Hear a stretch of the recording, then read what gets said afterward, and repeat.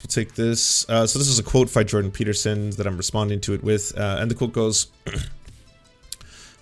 I dreamed I saw my maternal grandmother sitting by the bank of a swimming pool that was also a river. In real life, she had been a victim of Alzheimer's disease and had regressed before her death to a semi-conscious state. In the dream as well, she had lost her capacity for self-control. Her genital region was exposed, dimly. It had the appearance of a thick mat of hair. She was stroking herself absent-mindedly. She walked over to me with a handful of pubic hair compacted into something resembling a large artist's paintbrush. She pushed this at my face. I raised my arm several times to deflect her hand. Finally, unwilling to hurt her or interfere with her any further, I let her have her way. She stroked my face with the pubic brush gently and said like a child, "Isn't it soft?" I looked at her ruined face and said, "Yes, Grandma, it's soft."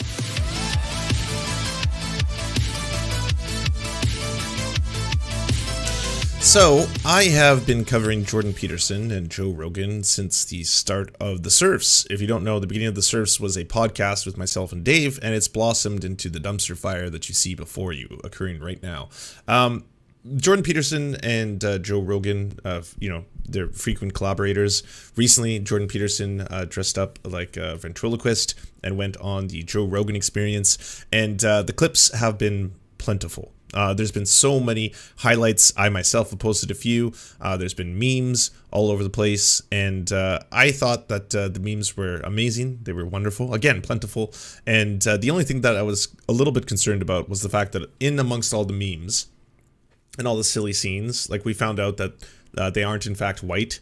That they are actually Italian and tanned in the case of Joe Rogan, and Jordan Peterson said that he's not white because he's tanned. That's one of the clips.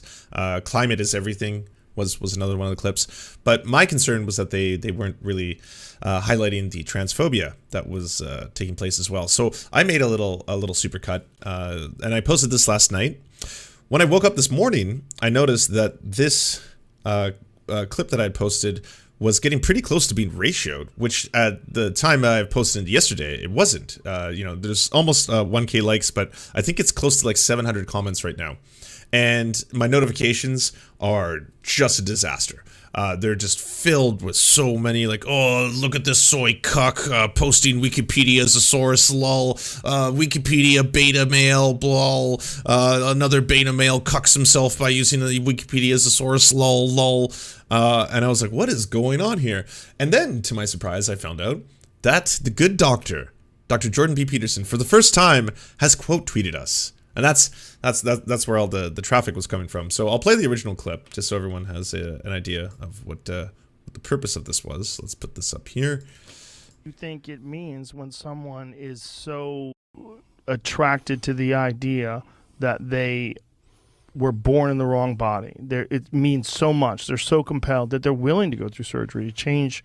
God, it means all sorts of things. I knew a kid in Toronto who was on the autistic spectrum, and a lot of the people who are manifesting serious issues with gender identity are on the autistic spectrum. This is like Abigail Schreier's work and rapid onset gender dysphoria amongst women.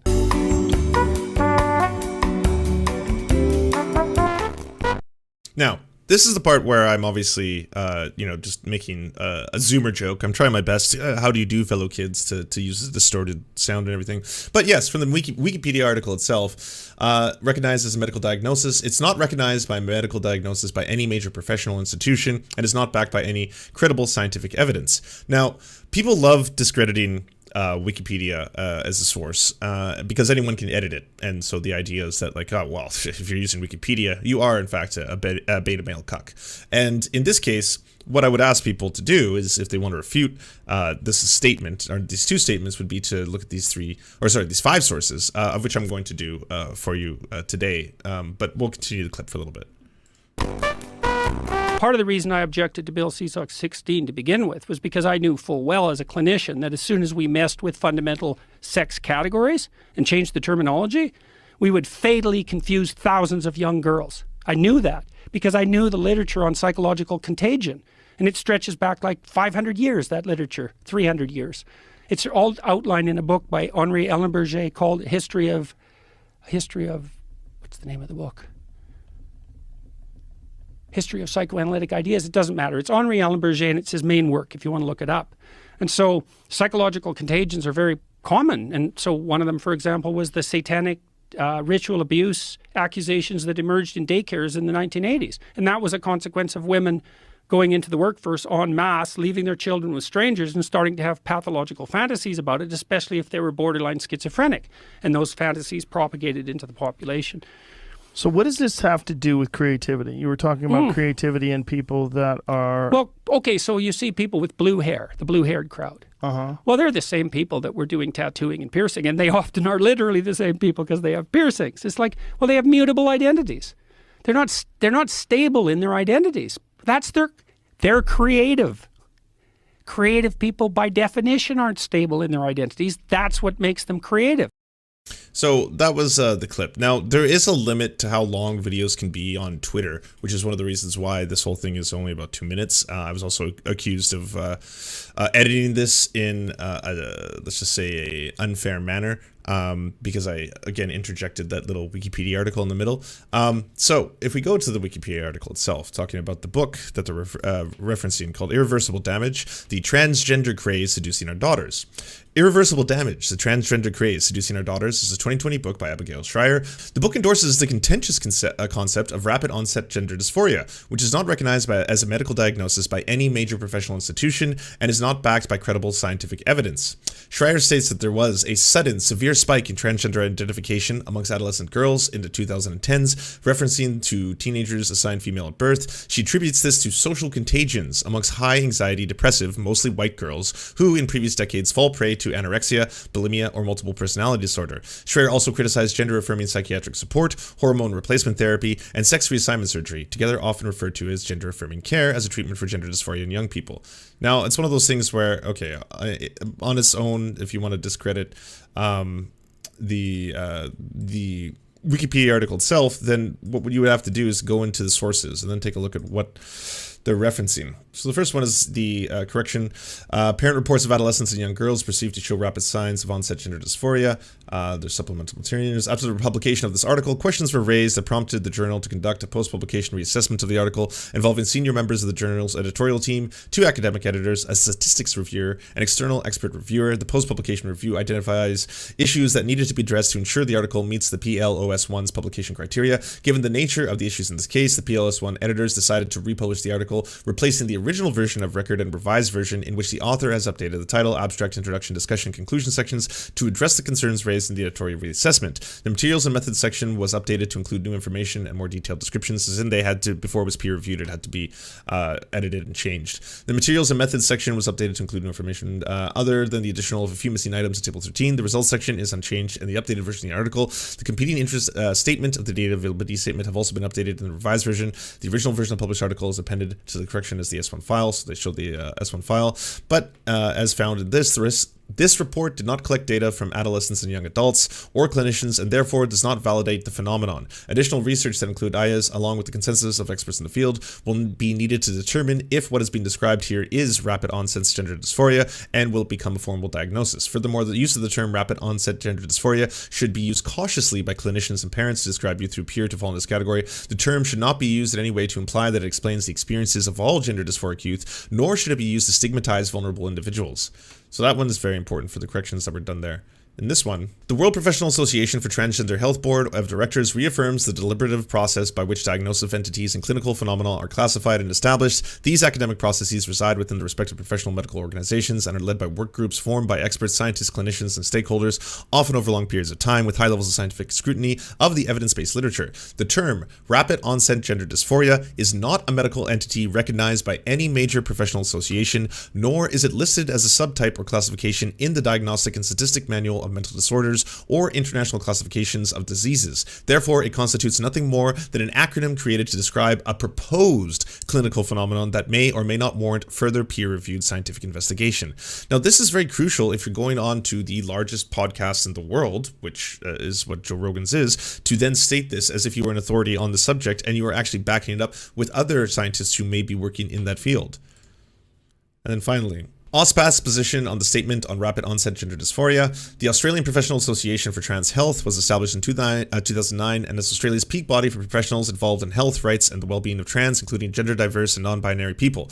The AUSPA membership comprises approximately 250 experienced professionals working across Australia. The term Rapid Onset Gender Dysphoria is not a diagnosis or health condition recognized by any major professional association, nor is it listed as a subtype or classification in the Diagnostic and Statistical Manual of Mental Disorders or International Classification of Diseases. Therefore, rapid onset gender dysphoria is an acronym describing a proposed phenomenon with insufficient peer-reviewed scientific evidence to support its implementation and or use within clinical, communal, social, or legal settings. Again, if you had gone beyond the surface of clicking in the Wikipedia article, which I know Wikipedia, anyone can edit it, it's a problem. You could have found these things very easily, very quickly. It's just a couple seconds, couple clicks, and then you'll get the actual sources, the credible sources, which I guess are a little bit harder to discredit. Now, two quick things for people who use the Twitter, and this is just, I guess, some Twitter tips, some Twitter life hacks, if you will. If you are responding to someone's tweet, so say I responded to this tweet now. How about this? We'll take this. So this is a quote by Jordan Peterson that I'm responding to it with, and the quote goes, "I dreamed I saw my maternal grandmother sitting by the bank of a swimming pool that was also a river. In real life, she had been a victim of Alzheimer's disease and had regressed before her death to a semi-conscious state. In the dream as well, she had lost her capacity for self-control. Her genital region was exposed, dimly. It had the appearance of a thick mat of hair. She was stroking herself absent-mindedly. She walked over to me with a handful of pubic hair, compacted into something resembling a large artist's paintbrush. She pushed this at my face. I raised my arm several times to deflect her hand.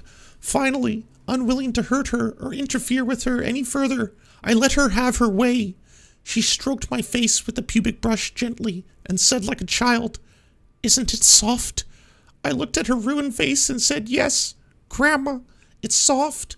Now, if you were to add this quote, maybe something like, "I'm sorry, Daddy, I've lost my way after spending so much time studying your work." So now that I've responded with that, now this in and of itself, the reply tweet may do okay based on how the algorithm sees how much the two of you interact with each other and how much promoting your tweet in other people's feeds will in turn engage more people to be on the platform.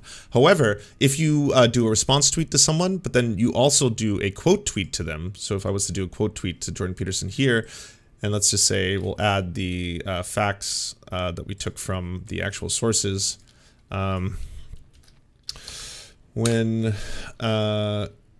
your cited source is a book that's been completely discredited by the scientific community. So now, because I've quote tweeted him, it's also going to amplify the subtweet that I put underneath it, so that if you are someone who is looking to have an engagement and increase your engagement, doing both will actually increase both of them, I believe, in the algorithm. At least that's been my experience when doing these things. And parlay.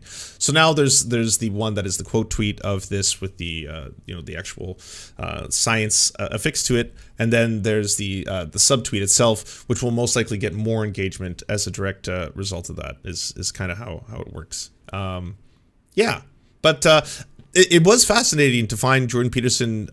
This is the first time I think he's ever quote tweeted us. And you know what else is neat? I didn't tag him in this. There's nothing here that would have had him find this clip had it not been for him being a self-searcher. I think I now have confirmation that Jordan's a self-searcher. Because again, the only thing in here is the Jordan Peterson thing. So if you're looking yourself up, like, oh, let's see if there's anything about grandmother's pubis today on the Twitter, and then all of a sudden it would have popped up there. That's one of the things. So there's that as well. And yeah, that was I guess that's my latest encounter with Jordan Peterson. Jordan Peterson fans have also been saying that I'm obsessed with Jordan, and I mean, who isn't these days? he's just such a dapper man. But I find no matter what community I go after, say I go after the quartering and I make a tweet about the quartering fans will reply like, "You're obsessed. Oh, look at this stalking your person again." If you go after Tim Pool, the Tim Pool fans will come out like, "Oh, look who's here for the creme of clout, obsessed with Pool it seems." And now people are saying that we're effectively obsessed with Jordan Peterson. So there's that. He retweeted you at 4 a.m. Wait, does he reside in Toronto? No, he's in the US now. I don't know what time it is when he decided to. I mean, that's 3:52 a.m. my time. So that could have been 7:52 a.m. That would have been 6:52 a.m. his time. I think if he is in Toronto, I don't know where he is right now. So there's that. I don't know. I think Jordan Peterson lately has had a rather unhealthy relationship with Twitter. I mean, we all do. I'm just gonna call myself out there. We all have a very unhealthy relationship with Twitter, myself included. It's a wild thing, you know. Wait, Lance, this means Jordan B. Peterson is obsessed with me. True. Oh, I never thought of that. Yeah, I guess it cuts both ways, you know. Either way, that's like before morning coffee time. True. Well, I mean, it all depends on when you wake up. If you wake up at like 5 a.m., then I guess 7 a.m. is the time when your day is pretty much already on the go-go. Do you enjoy the Serfs but prefer not to have to use your eyeballs? Many are saying this. Well, we've got the solution for you. It's the Serf Times in podcast form, available on most major podcasting networks now. If you enjoy it, please consider leaving a good review and feedback because it really helps the show out, apparently, and it's free, just like the podcast. To our gods, Xander Corvus and Peyton L. Just, we beseech thee to smite down our enemies. To our monarch, Tom Spiker, we are but your humble court jesters, here to amuse you. To our lords, Trevor R., we give thanks for this spit of land for us to eke out this meager existence. To our knights, Merid, Cheryl Alvarez, Ruby Kelly, Ellie Leslie, Alex P., Brandon, Words Greenwood, Nate, that one guy, Hagbird Celine, Matthew Scarborough, Stellar Vision, Ariane McCarthy, Daniel Sutton, Coulter Smith, Val 9000, Jenna Tall, Quiet 185, Anna Loves Riley, Omni, Riley and Anna, Poodlehawk, The Tim Caucus, Multi Mondi, Trevor Yanis, Lemmy 101, Anthropophojack, Saren 42, Catherine, Radical Maniac, Ramon Acosta, Nkosin, Violent Orchard, Sophie Baby, Political Puppy, Andreas Chiringuito, Zach Christensen, Josh Mickelson, Todd Buckingham, and Todd Lajeunesse. We raise our flag in a veil, and we salute you, our friends.